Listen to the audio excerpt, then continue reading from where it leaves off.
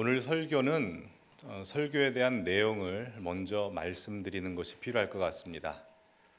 오늘 설교의 내용은 좀 부담스러우실 수 있습니다.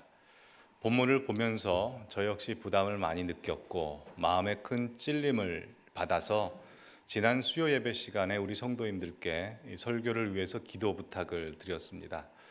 그 기도 때문인지 일부 예배 때 설교를 무사히 마쳤습니다.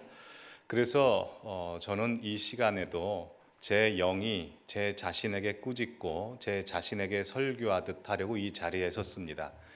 그러니 특별히 오랫동안 신앙생활 하신 분들께서도 오늘 설교를 들으실 때 내 영이 나에게 설교한다라는 마음으로 들어주셨으면 합니다. 굳이 이런 설명을 드리는 이유는 이런 말씀을 드릴 필요 없이 우리 성도님들께서는 알아서 다들 설교를 잘 들어주시겠지만 특별히 오늘 교회 처음 나오신 분들, 그리고 앞으로 세례를 받으셔야 될 분들, 그리고 예수 그리스도를 믿은 지 얼마 되지 않으신 분들께서 혹시 들으시고 많이 부담을 느끼실까 봐 높아심에 이런 말씀을 드립니다. 교회 처음 나오신 분들이나 예수님 믿으신 지 얼마 되지 않으신 분들은 오늘 이 예배 자리에 나오신 것만 해도 하나님께서는 참 좋아하시고 기뻐하시고 행복해 하십니다. 그분들의 마음을 하나님께서 어루만져 주실 것이고 앞으로 그 앞길을 인도해 주실 것입니다. 그러니 혹시 들으시다가 너무 부담이 돼서 예수를 따르는 게 이렇게 힘든 일인가, 내가 주소를 잘못 찾아왔나 보다, 다시 돌아가야 되겠다라는 생각 마시고 예수님이 정말 대단한 일을 하신 분이구나, 내가 믿기로 작정한 예수님이 참 믿을 만한 분이구나 라고 그렇게 들어주셨으면 합니다. 이하 내용들은 각설하고 이제 본격적으로 설교를 시작하겠습니다. 어찌 들을 준비가 되셨습니까? 시작을 해보죠. 오늘 본문에는 한 사람을 열렬히 사랑하고 칭송하고 찬송하는 사람들의 이야기가 등장합니다. 그 사람들은 바로 예수님을 높이고 있는 예수님을 따르는 무리들입니다. 이 무리들은 예수님께서 가시는 곳곳마다 족족 다 따라다녔고 예수님을 위해서 자신의 모든 것을 다 바치고 모든 것을 헌신할 것처럼 앞다투어 내가 예수님을 제일로 위한다라는 마음을 가지고 큰 소리치며 찬송하고 있습니다. 만약 타임머신이 있어서 우리가 그 타임머신을 타고 우리의 핸드폰으로 동영상 촬영을 해본다면 아마 역사로 가장 뜨겁고 강렬하고 대단한 찬송의 모습을 담으실 수 있을 겁니다. 그들은 그들에게 있어서 가장 소중한 겉옷을 예수님께서 올라타시려고 하는 나귀 위에 얹어놓는가 하면, 아니면 예수님께서 걸어가시는 길이 아니라 예수님께서 타고 가시는 나귀가 밟고 지나가도록 땅바닥에 깔아두어서 그들의 믿음을 표현합니다. 그들이 소중한 겉옷을 예수님이 가시는 길목에 깔아두었다라고 하는 것은 이런 고백의 의미를 담고 있습니다. 예수님, 제 겉옷 보이시죠? 이 겉옷 무엇을 의미하는지 예수님 정확히 아시죠? 이 겉옷 제 생명과도 같고 저와 같습니다. 제 생명과 저 자신을 주님이 가시는 길에 깔아둘 테니 제 생명과 제 자신을 사뿐히 지려밟고 고이 걸어가십시오 라고 하는 믿음의 고백입니다. 다들 아시다시피 이스라엘 날씨는 낮에는 찌느듯한 더위 때문에 햇볕에 타서 죽을 것 같고 밤에는 추위 때문에 꽁꽁 얼어서 죽을 것 같아서 이스라엘 백성들에게 있어서 가장 큰 축복 중에 하나는 시편 121편에 나오는 낮의 해와 밤의 달이 저를 상치 못하게 하는 것입니다.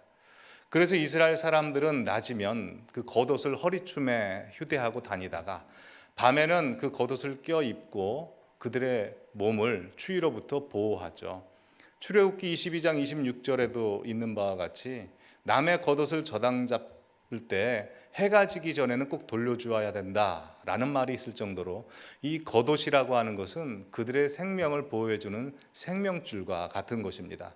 그러게 이스라엘 백성들이 예수님께서 예루살렘 입성하실 때 그들의 겉옷을 깔아두었다라고 하는 것은 그들 전 존재를 예수님께 바쳤다라고 봐도 무방할 것입니다. 이런 마음으로 예수님께서 가시는 그 길에 나귀 앞에서 나귀 뒤에서 그들은 열광적으로 호산나 다윗의 자손이여 찬송하리로다 라고 소리를 지르고 박수를 치고 손을 높이 들고 찬송합니다. 그러나 주님을 향하여 치켜들었던 그 손이 오므려져서 주먹으로 바뀌는 데는 일주일도 채 걸리지 않습니다.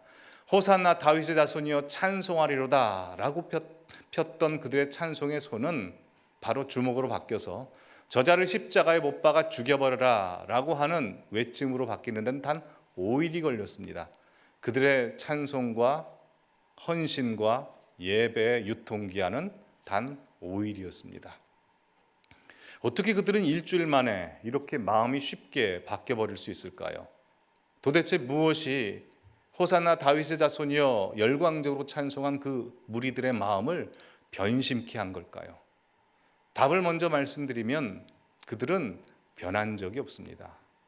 원래 그 모습 그대로였습니다. 원래 그 목적 가지고, 그 모습 가지고, 그 마음 가지고 예수님을 따랐고, 그 따랐던 모습이 겉으로 볼 때는 예수님을 사랑한 것처럼 보였을 뿐이지 진심으로 예수님을 사랑한 적은 단 1도 없었습니다. 즉 그들은 변심한 것이 아니라 본심이 드러나 버린 것입니다. 그렇다면 예수님께 열광적으로 찬송했던 허다한 무리들의 본심이 무엇일까요? 그들의 찬송의 이유가 무엇일까요? 그들은 예수님을 사랑해서 찬송과 예배와 경배를 드린 것이 아니라 자기 자신을 사랑해서 찬송과 예배를 드린 것입니다.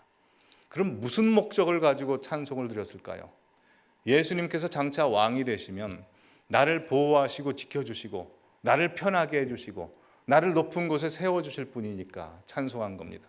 내가 겉옷을 바치면 이 겉옷보다 훨씬 더 좋은 겉옷들로 주시고, 내가 나귀 새끼 하나 바치면 이 나귀 새끼보다 훨씬 더 좋은 나귀들, 말들을 나한테 주실 것이고, 내가 주님 눈에 보이는 곳에서 찬송을 하면 내 얼굴과 내 이름을 기억하사 나를 안전한 곳, 나를 편한 곳, 나를 좋은 곳으로 인도해 주실 것이 분명하기에 그 주님을 기대하면서 찬송합니다. 즉 그들은 예수님을 사랑해서 찬송한 것이 아니라 자기 자신을 사랑하기 위해서 찬송하고 예배했던 것입니다. 여러분, 우리가 하나님 앞에 드리는 이 예배와 기도와 찬송의 목적이, 기대와 목적이 있으면 왜 위험하신 줄 아십니까? 그 기대와 목적이 달성되지 않으면 우리의 찬송과 예배도 단순간에 욕으로 바뀔 수 있기 때문입니다. 그래서 마태복음 21장에 나오는 예수님 곁에서 열광적으로 찬송한 이 허다한 무리들은 호산나 다윗의 자손이여 찬송하리로다, 누구보다 열광적으로 찬송하지만 그들의 목적과 기대가 달성되지 않자 곧바로 저자를 십자가에 못 박아 죽여버려라 라는 욕으로 바뀌어버린 것입니다. 자, 그렇다면 예수 그리스도의 십자가와 고난을 묵상하는 이 고난주간의 첫 시작인 이 종료주일에 저와 우리 성도님들은 우리의 모습을 한번 돌이켜봐야 합니다. 오늘 우리 성도님들께서는 이 예배 자리로 귀한 발걸음 해주셨습니다. 참으로 감사드립니다.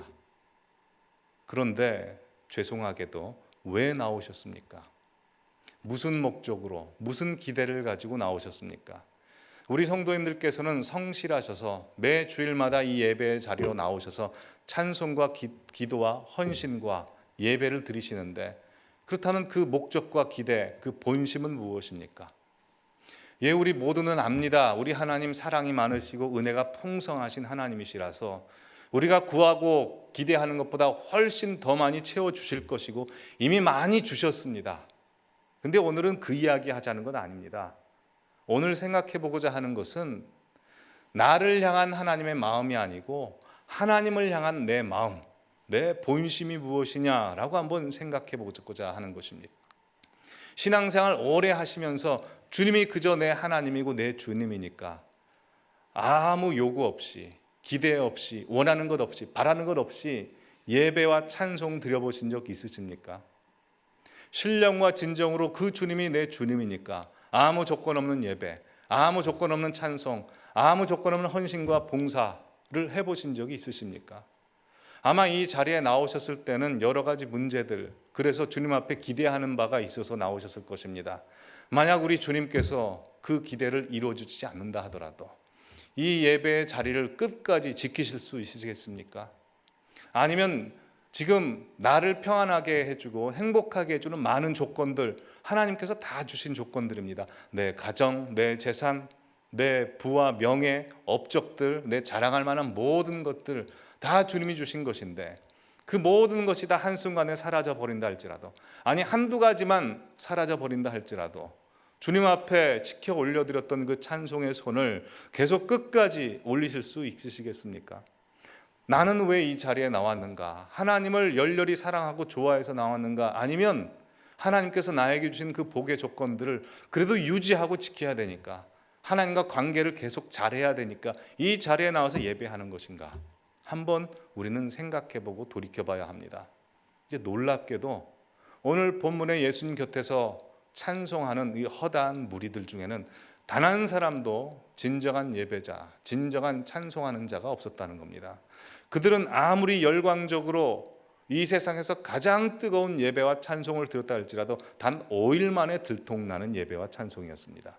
그렇다면 이 자리에 계신 저와 우리 성도님들의 찬송과 예배는 유통기한이 며칠이나 될까요? 만약 우리의 예배와 찬송이 오직 주님을 향하고 있지 않는다면 우리의 모든 예배와 찬송은 사실 병이 든 것입니다. 우리 마음에 병이 든 것이죠. 우리의 찬송과 예배 속에 뭔가 기대가 있고 조건이 있고 바라는 것이 있다면 사실 오늘 본문에 나온 마태복음 21장에 나온 허다한 무리들의 찬송과 우리의 찬송은 방불합니다. 우리의 주목이 언제 주목으로 바뀔지 모릅니다. 우리의 폈던 손이 언제 오므려질지 모르는 것입니다. 언제요? 내 기대와 만족과 목적이 충족되지 않을 때입니다.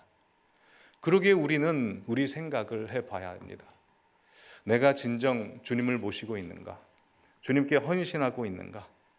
여러분, 우리가 하나님 앞에 기도하고 찬송하고 예배드려야 되는 목적, 단 한 가지 이유만 말씀드리겠습니다. 그것은 다들 아시다시피 우리는 하나님 앞에 갚을 길 없는 은혜를 다 받았기 때문입니다. 그 은혜 때문에 찬송해야 되고, 그 은혜 때문에 예배해야 되고, 그 은혜 때문에 헌신과 봉사를 해야 되고, 그 은혜 때문에 우리의 생명도 바칠 수 있어야 됩니다. 근데 이 은혜도 우리가 곰곰이 생각해 봐야 됩니다. 은혜는 여러 가지가 있지만 크게 나누면 두 가지로 나눌 수 있습니다. 이미 나에게 주신 은혜가 있고 앞으로 주실 은혜가 있습니다. 이미 주신 은혜가 있고 주신 은혜가 있는데, 만약 앞으로 주실 은혜를 기대하고 목적하여 우리가 예배하고 찬송한다면 우리의 예배와 찬송도 잘못된 신앙이라는 겁니다. 우리는 오로지 이미 주신 은혜를 생각해 볼 때 그것이 너무 감격스럽고 갚을 길 없어도 드리는 예배와 찬송이 되어야 됩니다. 거기에 어떤 조건과 이유가 붙어서는 절대로 안 된다는 것입니다. 그러기에 우리의 신앙이 건강해지려면 우리는 앞으로 주실 은혜를 기대하고 거기에 집중하기보다는 이미 주신 은혜를 계속 묵상해야 됩니다.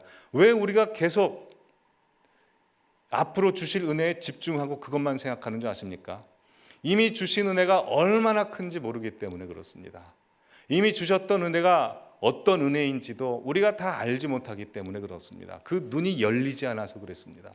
그러기에 이 시간에 주님 앞에 간구하셔야 됩니다. 하나님, 나에게 큰 은혜를 주셨는데 그걸 보는 눈이 아직 제가 다 열려지지 못해서 다 보지 못했습니다. 주님, 눈을 열어주셔서 주님께서 이미 주신 은혜가 얼마나 큰 은혜인지, 내가 얼마나 대단한 사람이기에 주님께서 그렇게 사랑해 주셨는지 그 눈이 열려서 보게 해 주십시오 라고 기도하실 때 주님께서 그 눈을 열어주시면 비로소 우리는 이 찬송을 하나님 앞에 올릴 수 있습니다. 하늘을 두루마리 삼고 바다를 먹물 삼아도 하나님의 사랑 다 기록할 수 없겠네. 그 주님의 은혜 다 하늘을 쌓아도 다 채우지 못하겠네 라는 찬송을 우리가 진심으로 부를 수 있을 것입니다. 여러분, 곰곰이 생각해 보시죠. 하나님이 모든 마음을 창조하시고 모든 것의 주인이신데 그 주님이 내 하나님이랍니다. 그 주님이 나에게서 시선을 한 번도 떼지 않더랍니다. 우리 성도님들 한 분 한 분을 내가 주님을 찾기도 전에 먼저 찾았답니다. 그 은혜가 너무 크지 않습니까? 그 하나님이 내 하나님이라는 사실 하나만으로 감격스럽고 충분하지 않으십니까? 제가 지난 토요일 새벽 기도 때 드린 말씀인데요, 다시 한번 말씀을 드리겠습니다. 제가 미국에서 유학 중에 섬기던 교회에 부흥회가 있어서 어떤 나이 많으신 노 목사님께서 해주신 말씀입니다. 그 목사님께서 목회 초년병 시절에 기독교 학교 교목으로 가셨습니다. 그래서 학생들 집회를 많이 인도하시는 청소년 집회 강사로 다니셨는데요, 옛날에는 선생님들이 뭐 집회나 수련회를 계획해 주는 것이 아니라 뭐 고등학교 학생들, 중학교 학생들이 알아서 그런 수련회를 많이 준비했거든요. 그 고등학교 학생 회장이 그 목사님에게 연락을 한 겁니다. 목사님을 우리 수련회 집회에 강사로 초빙하고 싶습니다. 그 날짜에 되십니까? 목사님께서 그 날짜에 된다라고 수락을 했습니다. 그리고 그 날짜가 임박했을 때 다시 한번 그 고등학교 학생 회장이 전화를 겁니다. 목사님, 수련회 주보 준비를 해야 되는데 목사님 본문과 제목 알려주십시오. 그러자 목사님께서 이렇게 말씀하십니다. 시편 23편 전체 다. 그럼 본문은 제목은 어떻게 됩니까? 여호와는 나의 목자시니. 이 학생이 들어보고 좀 이상한 겁니다. 왜냐하면 옛날에 목사님들의 설교 제목은 믿음, 성결, 회복, 딱딱 떨어지는 한 단어이거나 아니면 하나님은 사랑이십니다 라고 한 문장이 완전한 문장이었는데, 여호와는 나의 목자시니 라고 미완성된 문장이니까 아이가 좀 이상했던 겁니다. 그래서 목사님께 질문합니다. 목사님, 이게 다예요? 목사님께서 이렇게 답하시죠. 뭐가 더 필요하니?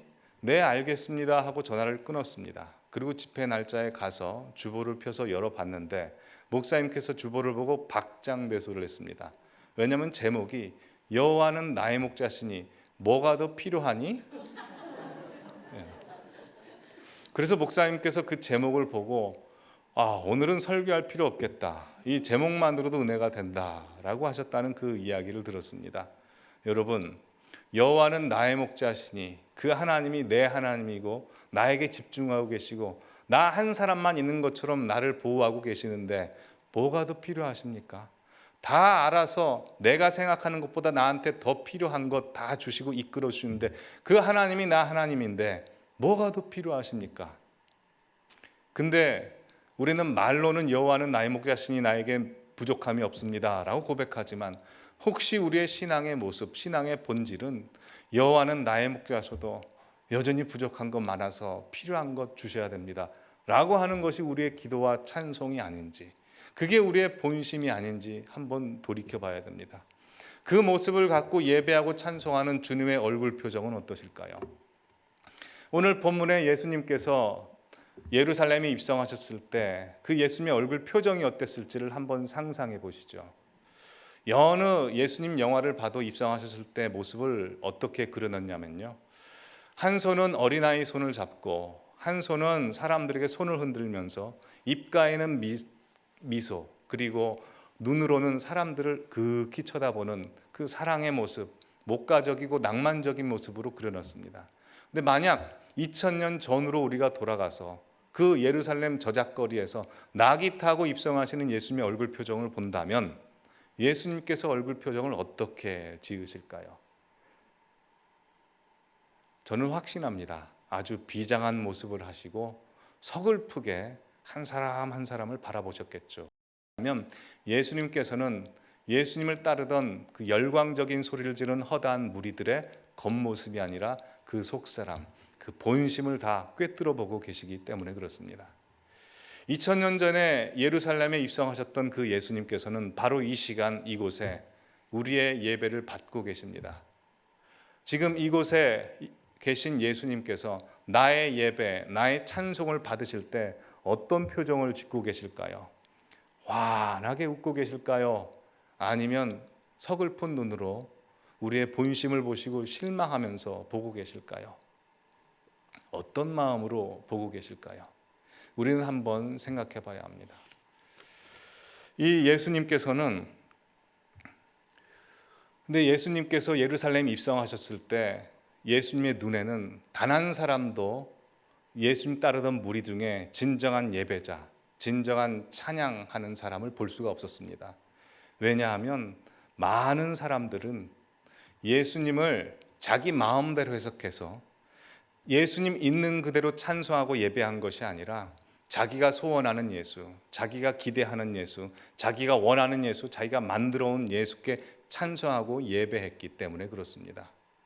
성공을 가져다 주는 예수, 부를 가져다 주는 예수, 나에게 기쁨과 행복을 채워주는 예수를 기대했지 십자가 지시고 죽어버리시는 예수를 기대하지 않았습니다. 왕관 쓴 예수를 찬송했지 가시면류관 쓴 예수를 찬송하지 않았습니다. 보좌 위에 앉으신 예수를 예배했지 십자가를 지고 걸어가시는 예수를 예배하지 않았습니다. 돈 뿌려주는 예수님을 필요로 했지 피 뿌려주는 예수를 필요로 하지 않았습니다. 시저의 목도 단 한 칼로 날려버리는 그 권세 있는 능력 있는 예수를 기대했지 시저의 하수인 중에 하수인 로마 병정에 채찍 맞고 죽어버리는 예수를 기대하지 않았습니다. 누가요? 오늘 본문 마태복음 21장에 나온 허다한 무리가 아니라 오늘 이 시간 이곳에서 예배를 드리고 있는 우리들일 수 있다는 것입니다. 허다한 무리 욕하지 마십시오. 그 허다한 무리가 내 모습, 내 자신일 수 있다는 것입니다. 여러분, 험한 십자가 붙들면서 살아보신 적 있으십니까? 혹시 금으로 치장된 십자가 붙들고 싶으신 건 아닙니까? 발가벗겨지고 수치를 당하신 예수님의 모습을 따라가 보신 적 있으십니까? 아니, 휘황찬란한 왕의 옷을 입은 예수님의 옷자락 붙들고 싶은 것 아니십니까? 솔직히 우리는 내가 기대하고 나를 만족시켜주는 예수님을 믿고 싶어 하지 예수님이 있는 그대로의 모습은 사실은 좀 꺼려질 때가 많습니다. 그래서 내 만족과 내 기대를 채워주는 그 신이 많은 신들 중에 예수님이 제일로 잘할 것 같고 예수님이 진짜 잘하시니까 이 교회 예배당에 나오는 것이지 만약 예수님보다 그것을 더 잘해주는 신이 등장한다면 한순간에 뒤돌아서 나가버릴 수 있는 것이 혹시 나는 아닌지요. 나에게 만족만 주면 내 겉옷이라도 벗어서 언제나 주님을 찬양하겠습니다 라고 그렇게 찬송하지만 예수님보다 더 큰 만족을 주는 신이 있다면 언제라도 이 문 밖을 나가버릴 사람이 나 자신은 아닌지요. 그래서 어느 교회에서 어느 교회에 예수는 더 복을 주고 만족을 준다더라 라고 하면 몰려가고 또 어느 교회로 촛대가 옮겨졌더라 하고 하면 또 몰려가서 열정적으로 주님을 찬송하는 듯 하지만 주님께서 우리의 모습을 바라보실 때는 서글프기 짝이 없을 수 있다는 겁니다. 오늘 이곳에서 예배드리는 나 자신을 한번 살펴보시죠. 우리가 드리는 이 예배의 조건은 100% 완벽한 조건입니다. 이런 조명, 이런 예배실의 온도, 의자, 찬양대의 좋은 찬양, 찬양대가 부르고 우리가 부르는 이 좋은 곡조 있는 찬송가, 그리고 설교자, 그리고 자막, 화면, 이 모든 조건들은 사실 우리가 예배드리기에 100% 장비를 갖췄다고 할 수 있습니다. 근데 우리가 예배 드릴 때 이 장비가 100% 갖춰져 있기 때문에 오히려 예배를 못 드릴 때가 있습니다. 수많은 장비와 조건들이 내 마음에 들지 않을 때, 교회 온도가 내 몸의 온도와 다를 때, 불렀던 찬송이 내가 원하는 찬송이 아닐 때, 조명이 내 마음에 들지 않고 자막이 실수했을 때, 사실 일부 예배 때 자막이 실수를 해서 안 나왔습니다. 근데 설교를 마치 미설교를 하는 바람에 누구도 불평하지 않고 설교를 들을 수 있었고 저 역시 그렇게 설교를 할 수 있었습니다. 누구 이야기하냐면 제 이야기하는 겁니다. 사실 제가 지난 교회에서 선임 목사로서 이 모든 것들을 다 주관하고 관리를 했습니다. 예배를 하나님 앞에 잘 드려야 되겠다라는 그런 마음으로 완벽하게 예배를 준비하기 위해서 콘티를 준비하고 조명, 음향, 다 준비했죠. 단 한순간 다 하나라도 맞춰지지 않으면 제 스스로 예배가 안 되는 겁니다. 혹시 우리 성도님들은 그렇지 않으신지요?